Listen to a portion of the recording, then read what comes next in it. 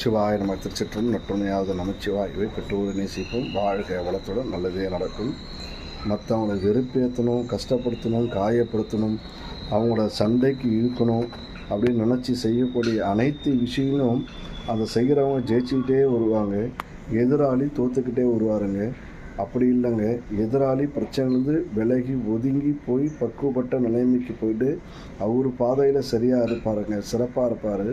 ஆனால் இதெல்லாம் நம்ம பண்ணுறோம் பார்த்திங்களா, தேவையில்லாத ஊமை குசும்பு இதெல்லாம் பண்ணிகிட்டே இருக்கிறவங்க மேலும் மேலும் அவங்க கண்ணுக்கு தெரியாத, அவங்க அறிவுக்கு எட்டாத, அவங்க சிந்தனைக்கு வராத பல பிரச்சனைகளை ஜிலேபி மாதிரி, ஜாங்கிரி மாதிரி, இடியாப்பம் மாதிரி பிரச்சனையை அவங்களுக்கு அவங்களே உருவாக்கிக்கிறாங்கன்றத அவங்களால உணர்கிற சக்தியே இல்லைங்க.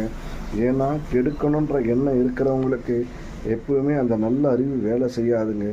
இறைவன் எல்லாரையும் பொதுவாக சரியாக தான் படைச்சிருக்காரு.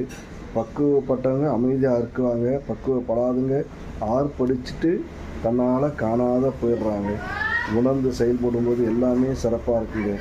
யாரெல்லாம் நம்ம துன்புறுத்தி, காயப்படுத்தி, கஷ்டப்படுத்தி மகிழ்ச்சி அனுபவிக்கணும்னு நினைக்கிறோமோ இது எல்லாமே நமக்கு ஒரு நாள் நாளைக்கு திரும்ப வருன்றதை என்றைக்குமே மறந்துடக்கூடாதுங்க.